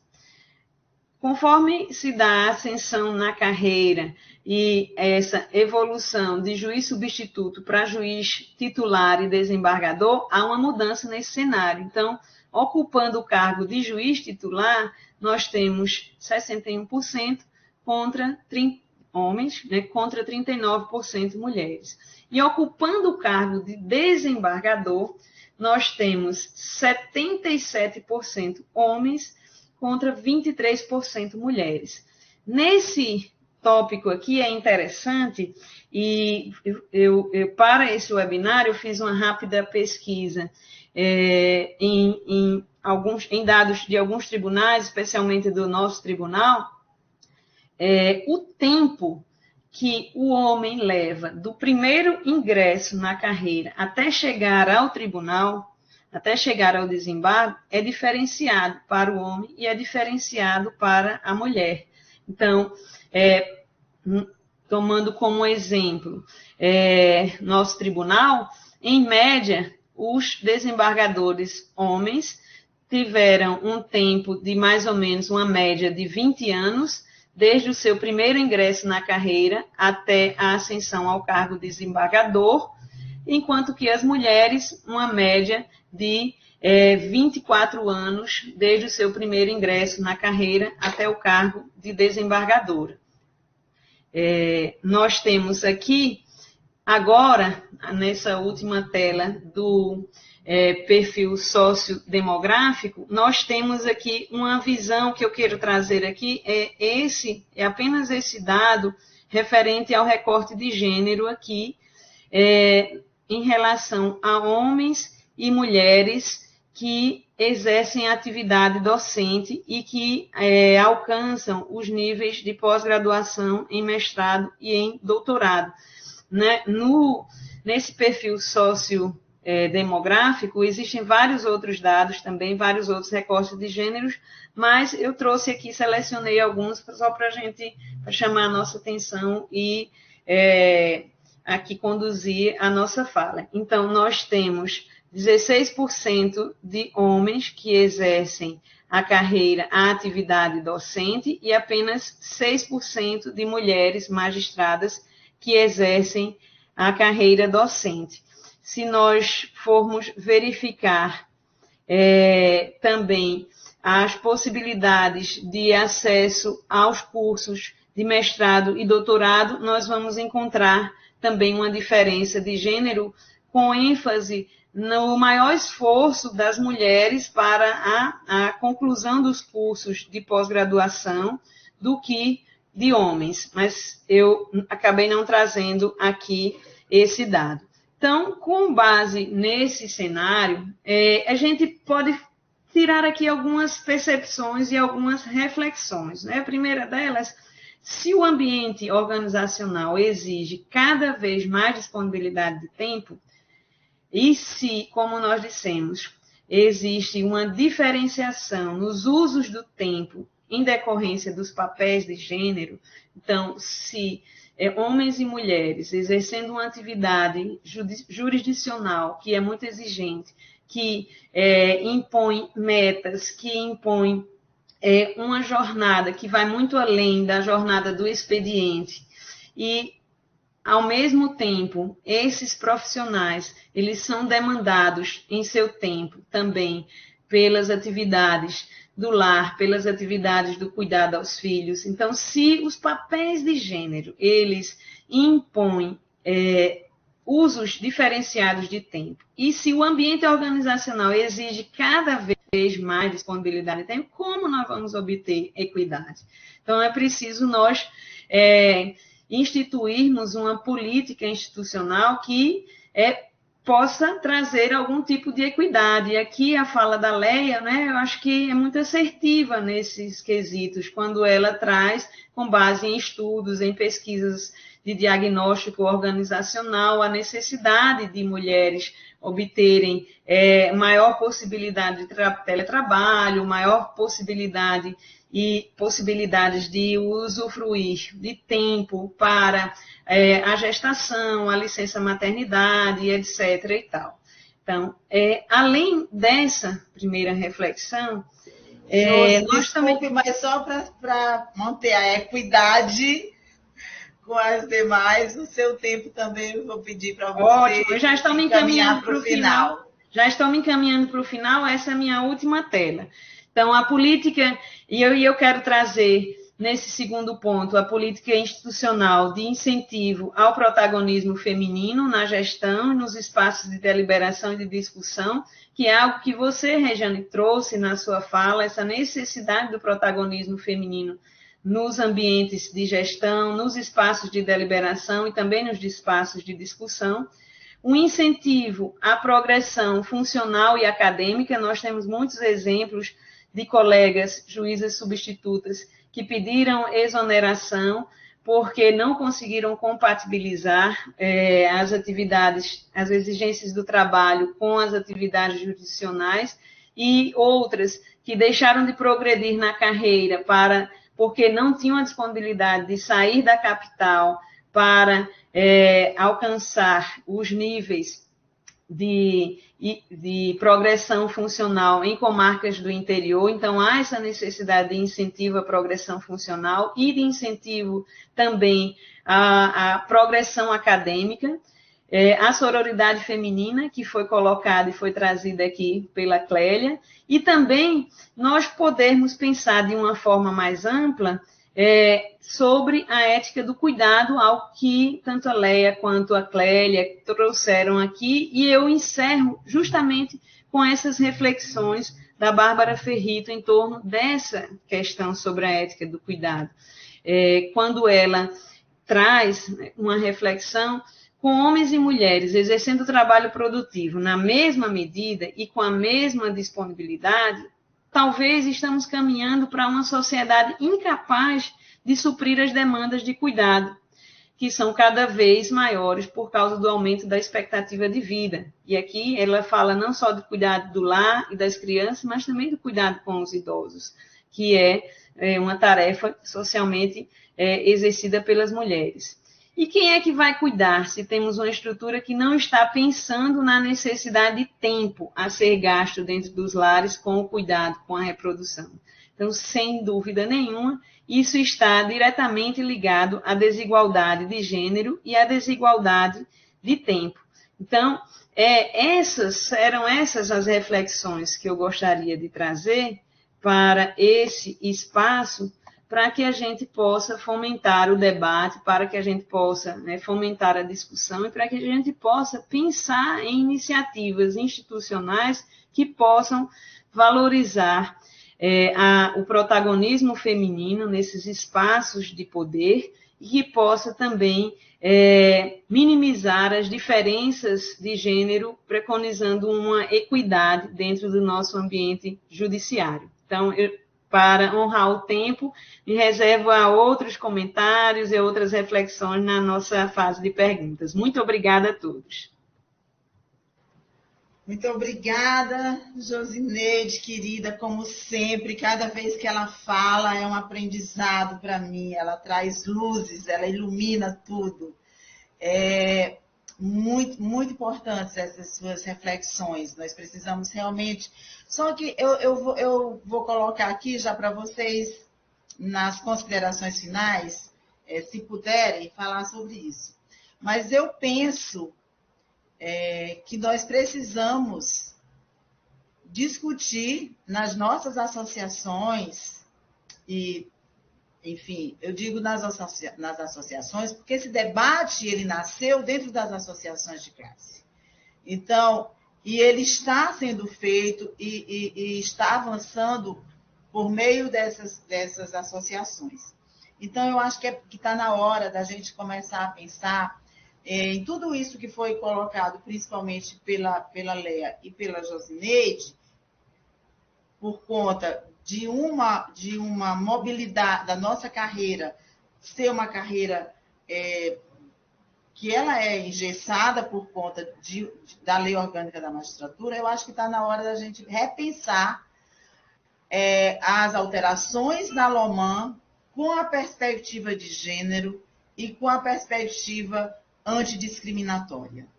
Eu acho que está na hora de levar esses importantes recortes para dentro da LOMAN.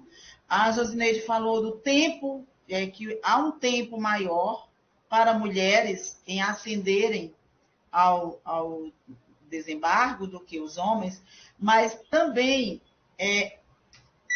as mulheres, esse tempo é maior e as mulheres, os homens vão mais por merecimento do que mulheres. As mulheres vão mais pelo critério de antiguidade. Então, é preciso eu acho que esse debate precisa ser aprofundado. Estou amando ouvir vocês e vou passar aí para vocês fazerem as suas considerações finais, mas pensando aí nessas questões todas que vocês colocaram, e estou aqui já pensando em outros eventos para aprofundar esse debate com muitas juízas, e eu queria que fosse presencial, para poder a gente ter esse debate mais acalorado. E também para a gente poder expressar mais a sororidade. Então, na mesma ordem que a gente iniciou, eu passo para a Léa para fazer as considerações finais, se tiver mais alguma coisa que queira acrescentar aí diante das falas das nossas duas companheiras aqui. Fique à vontade, Léa. Nós estamos já com o tempo já bem finalzinho, então 5 minutos para cada uma para a gente encerrar. Vou tentar ser breve. Eu também queria agradecer, né, a oportunidade, adorei ouvir todas, foi muito bom, porque eu acho que são momentos como esse que nos permite crescer, trocar ideias, refletir e, mais do que isso, propagar. É importante que as pessoas ouçam, para que quebre essas resistências. Porque a partir do momento, eu acho que a gente tem que entender que homem é diferente de mulher e que existem mulheres diferentes entre si. Então, é muito importante que a gente tenha essa concepção e que a gente propague isso. Porque dizer as mulheres são iguais que os homens são na medida das suas desigualdades e por isso que merece um tratamento diferenciado. Isso não é reduzir o papel da mulher. Então, a partir do momento que a gente nega essa desigualdade, na verdade, a gente está reforçando. Então, é importante que a gente tenha essa consciência e enfrente o problema de frente. Não é fácil, porque nós enfrentamos resistências dentro do judiciário por parte de mulheres, por parte de homens também.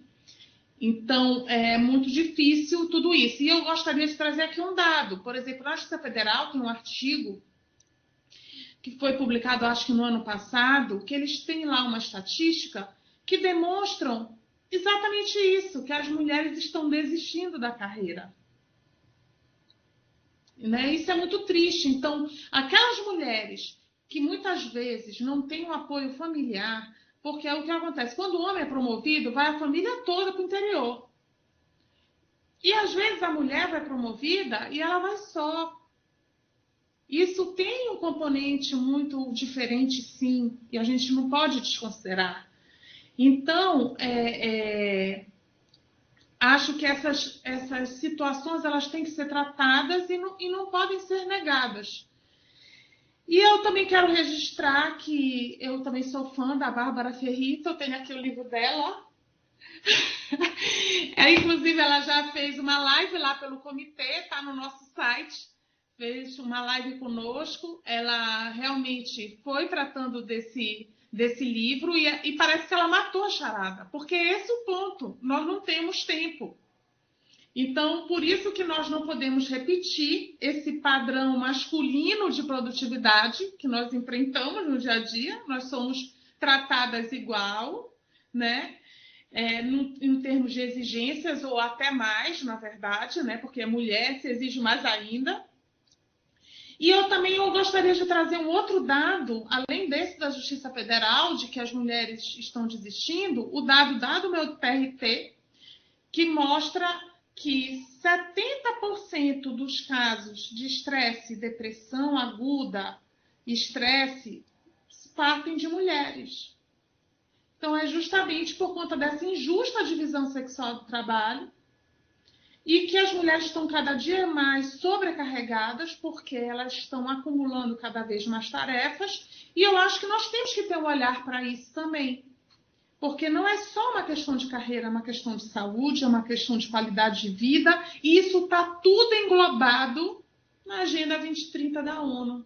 Então, acho que nós estamos no momento oportuno para fazer mudanças estruturais que nós estamos precisando para ascender. Era isso, gostaria mais uma vez de agradecer, foi muito bom estar com vocês.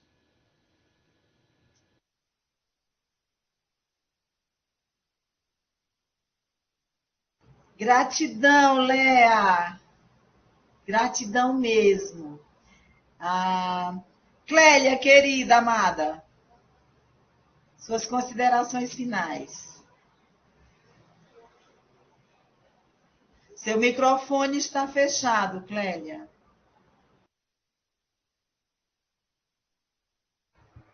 Pronto, voltei.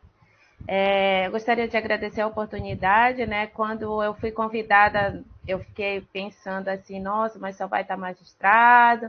Aí fala da questão da progressão da carreira, eu digo, ai meu Deus, eu enquanto servidora, o que eu vou falar lá?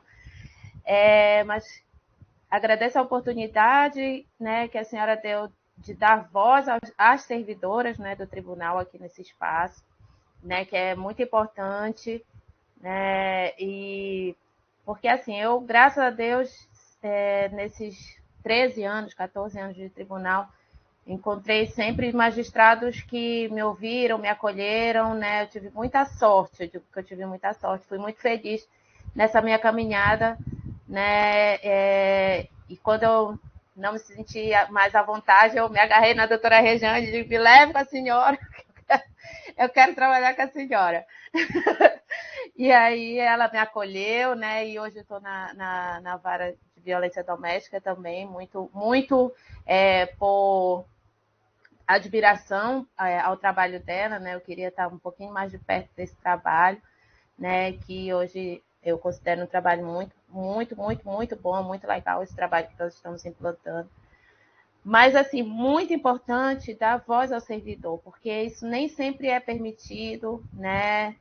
Como a doutora Josineide falou, né? Já que ela faz parte do comitê que trata da questão do assédio moral e do assédio sexual dentro do tribunal, a senhora deve saber que isso é real, né? Que é um número muito elevado de servidores, né? Que adoecem por assédio moral, né? E eu acho que muitas das vezes porque não tem voz, né? Não tem voz, tem receio, tem medo, porque como é um espaço hierárquico muito forte, né? Muitas das vezes o servidor não tem coragem, às vezes, de denunciar.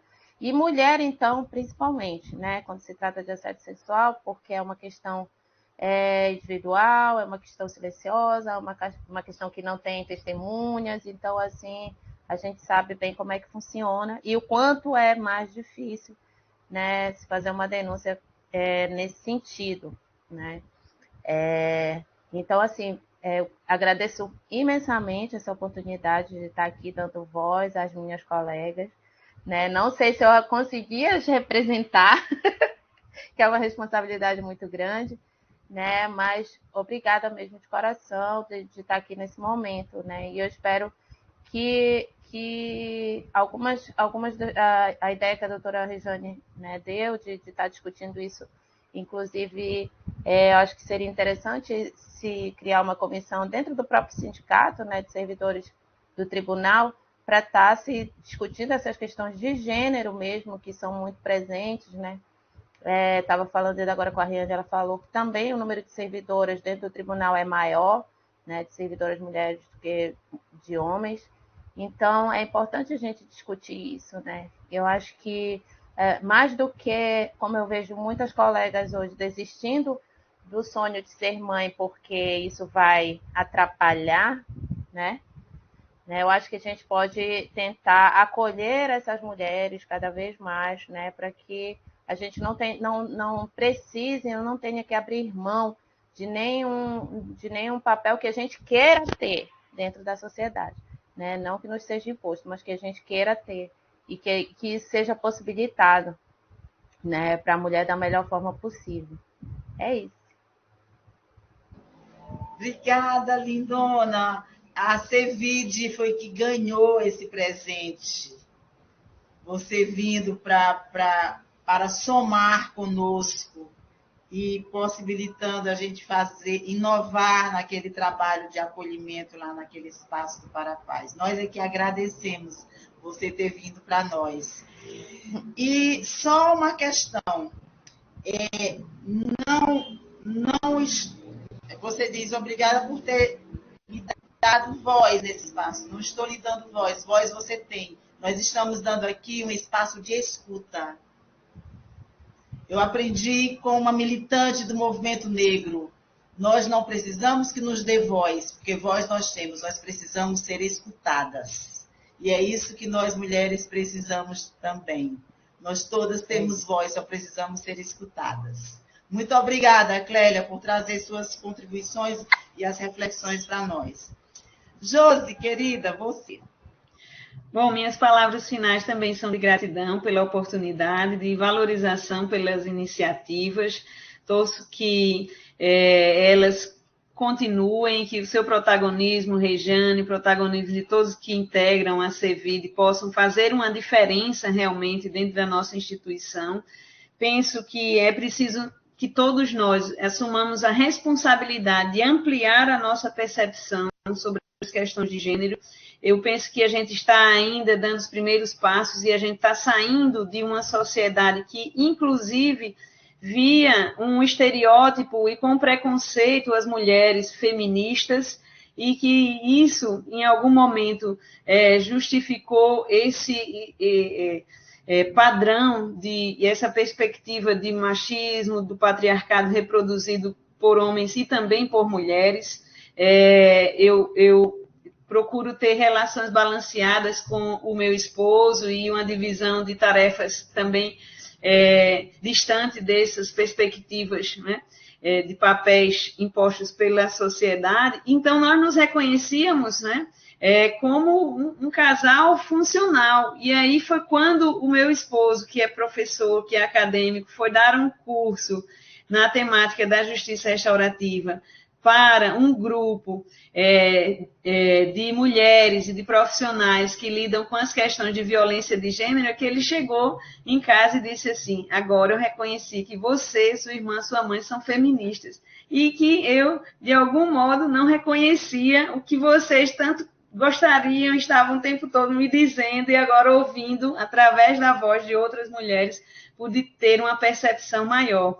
Então, nós precisamos nos defrontar com as nossas certezas e nós precisamos abrir esse espaço para compreender melhor essa perspectiva de gênero, para que a gente não reproduza e não normalize condutas que reproduzem violências culturais, violências estruturais, e esse padrão que nós herdamos e que está arraigado na nossa cultura, na nossa sociedade. Então, ser feminista e estar levantando as bandeiras dos direitos humanos em prol dos mais vulnerabilizados não é algo que nos diminui, não é algo que nos iguala. Por que não a mulher branca não pode lutar, né, pelo acesso à justiça e a direitos de negros? E quando a necessidade de nós despertarmos para isso que hoje se chama interseccionalidade, ou seja, as vulnerabilidades, elas atingem de uma maneira especial e diferenciada grupos que se enquadram em mais de um aspecto de discriminação. Então, se a mulher é vulnerabilizada dentro da cultura, dentro da estrutura social, imagine a mulher negra. Imagine a mulher negra oriunda do Nordeste. Imagine a mulher negra pobre. Então, essa interseccionalidade, todas essas questões relacionadas a discriminação de gênero e a discriminação social precisam ser melhor compreendidas por nós. Então, nesse ponto que eu valorizo a participação de nós magistradas e de nós servidoras nas novas políticas judiciárias que têm um foco para isso, né? A Resolução 351, as políticas afirmativas da participação e do protagonismo da mulher, a própria Agenda 2030, trazida aqui pela Leia, que a gente possa, então, contribuir com o desenvolvimento dessas políticas judiciárias que valorizam o papel da mulher sem tornar a mulher...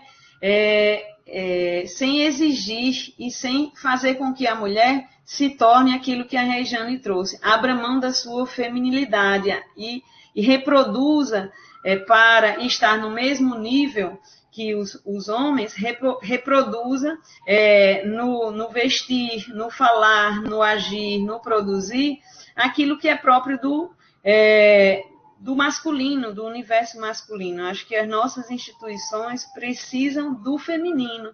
E é muito importante que a gente reconheça isso e a gente, então, valorize as políticas que buscam valorizar esse papel, essa participação e esse protagonismo da mulher e que a gente traga os nossos valores para esses espaços institucionais e aí sim a gente vai estar contribuindo e fazendo uma diferença nesses nossos espaços. Muito obrigada a todos. Espero continuar, seguirmos em debate, em discussão e aprofundando tudo isso que trouxemos aqui hoje. Gratidão, Josineide, muito obrigada. Eu acho que é isso. Eu acho que é preciso aumentar a participação das mulheres no Poder Judiciário e em todos os espaços de poder, buscando essa representatividade igualitária, mas também é preciso que nós possamos implementar políticas e tecnologias de gestão que venham a eliminar essas barreiras, os estereótipos, todo e qualquer marcador de discriminação, seja de gênero, de raça, de classe, de etnia, e que possam realmente contribuir para melhorar as condições e as oportunidades igualitárias, né? Vocês falaram muito na questão na questão do processo acadêmico também para mulheres, né? Inclusive, tem uma questão que eu acho importante. Eu não conheço pesquisa no judiciário, eu acho que seria importante também ver as pesquisas no sentido da produtividade de magistradas e magistrados, porque na academia as pesquisas mostram que os homens conseguem mais. Por quê? Porque as mulheres levam mais tempo para as suas produções acadêmicas. Aquilo que a Josineide trouxe da colega da Amatram, né, a Bárbara Ferrito, a questão do tempo. Então, na academia já existe pesquisas sobre isso, sobre produção acadêmica, mas na magistratura nós não temos essa pesquisa e eu acho que é importante também a gente trabalhar com esses dados. Então, é importante, né, que sejam desenvolvidos mecanismos que auxiliem outras mulheres a ascenderem e que, ao ascenderem, possam compreender que a sua posição de prestígio e de mando deve servir para implementar ações afirmativas que venham implementar, de fato, a equidade de gênero. Eu quero concluir agradecendo muito a vocês, foi uma tarde e noite maravilhosa, e aí, como nós acabamos de sair da Semana da Consciência Negra, e a Josineide trouxe aqui uma referência importante na magistratura de uma magistrada negra, que é a Bárbara Ferrito. Eu quero encerrar aqui com uma frase da Angela Davis, que disse: quando uma mulher negra se movimenta, toda a estrutura da sociedade se movimenta com ela. Então, com essa frase da Angela Davis, honrando todas as mulheres que foram invisibilizadas pela questão da raça, eu encerro agradecendo a vocês e agora eu passo a palavra cerimonial. Obrigado, doutora Rejane, Clélia, doutora Josineide, doutora Léa. Doutora Rosi, a senhora gostaria de falar alguma coisa? Só 3 parágrafos, devido ao tempo.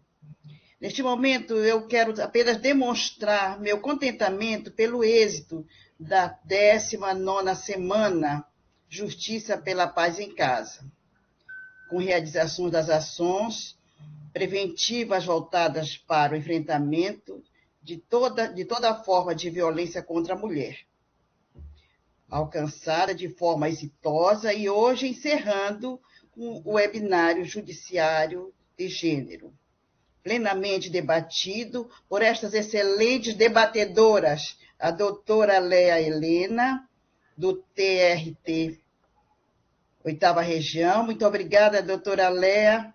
Muito obrigada pela sua contribuição. A nossa servidora, a Josineide, brilhantemente esclareceu e fez a sua fala uma grande motivo para reflexão.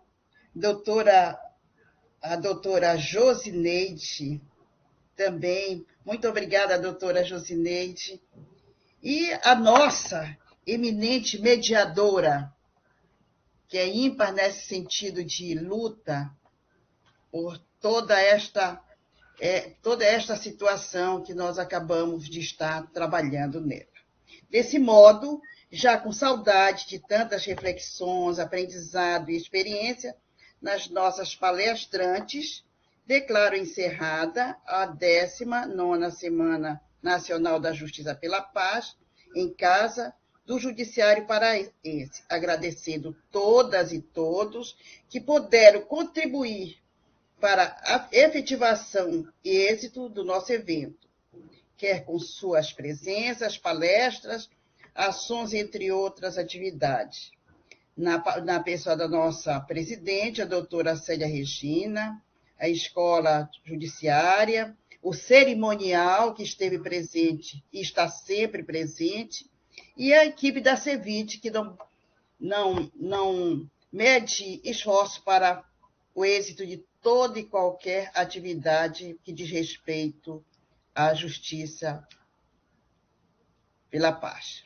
Muito obrigada, boa noite, só gratidão, muita gratidão, e espero nos ver em outros e outros eventos.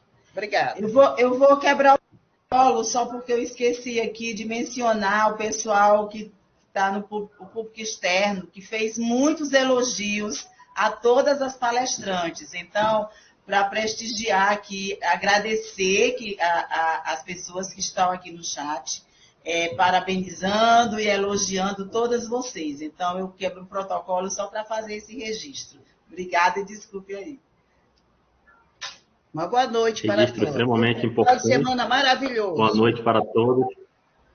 Para todas. A gente está encerrada, como a doutora Rosi bem anunciou, a 19ª Semana de Justiça pela Paz em Casa, em nome de Sua Excelência, a desembargadora Célia Regina Guilherme Pinheiro, presidente do Tribunal de Justiça, do desembargador Leonardo Noronha Tavares, diretor-geral da Escola Judicial do Poder Judiciário do Pará, e a desembargadora Rosi Maria Gomes de Farias, que se fez presente, que fez o encerramento, coordenadora estadual da Mulher em Situação da Violência Doméstica e Familiar no âmbito do Tribunal de Justiça. A programação está encerrada e há um desejo de uma boa noite a todos e a todas.